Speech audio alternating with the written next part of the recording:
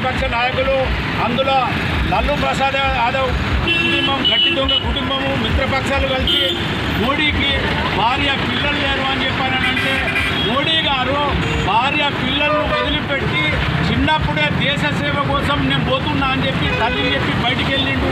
నాకు భార్య పిల్లలు వద్దు అని చెప్పి దేశ కోసం ప్రాణత్యాగం చేయడానికి ఇప్పటికి కూడా 3 సార్లు గుజరాత్లో ముఖ్యమంత్రి చేసిండు.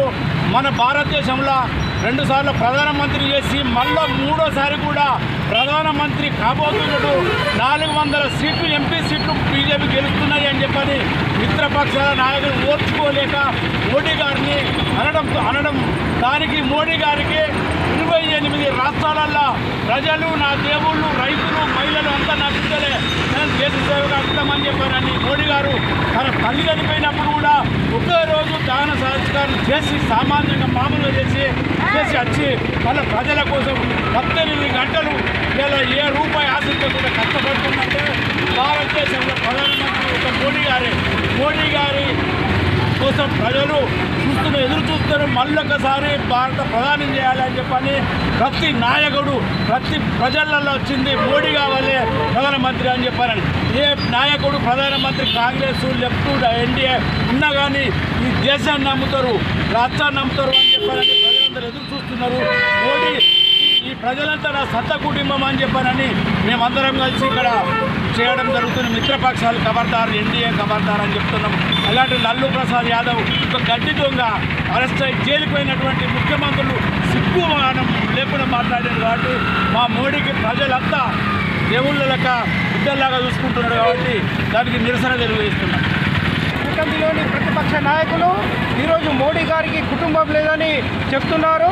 వాళ్ళందరికీ ఇదే మా సమాధానం. మేమంతా కూడా ఈ మోడీ గారి కుటుంబం ఎక్కడ చూడు అక్కడ చూడు దేశవ్యాప్తంగా ఎక్కడ చూసినా కానీ మోడీ గారికి మేమంతా సపోర్టుగా ఉంటాము. మేమంతా కూడా మోడీ కుటుంబం, మోడీ పరివార్. కాబట్టి ప్రతిపక్ష నాయకుల ఖబర్దార్. నరేంద్ర మోడీ ఒక్కడే కాదు, ఈ రోజున ప్రపంచ దేశాల్లో ఉన్నా కానీ మన ఇండియాలో ఉన్న మొత్తం మంది కూడా ఈ మోడీ పరివార్. మోడీ ఉంటేనే దేశానికి రక్షణ, మోడీ లేకపోతే రక్షణ లేదు.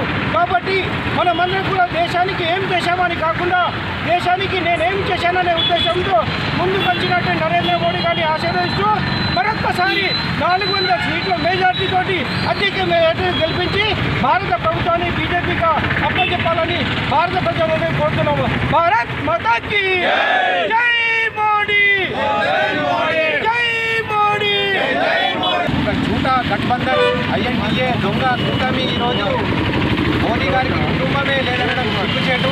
మేమంతా భారతీయులమంతా మోదీ కుటుంబమే. అది మీరు రాబోయే ఎలక్షన్లలో ఓటమి పాలవుతామని జీర్ణించుకోలేక ఈ విధంగా అంటున్నారే తప్ప మేమంతా మోదీ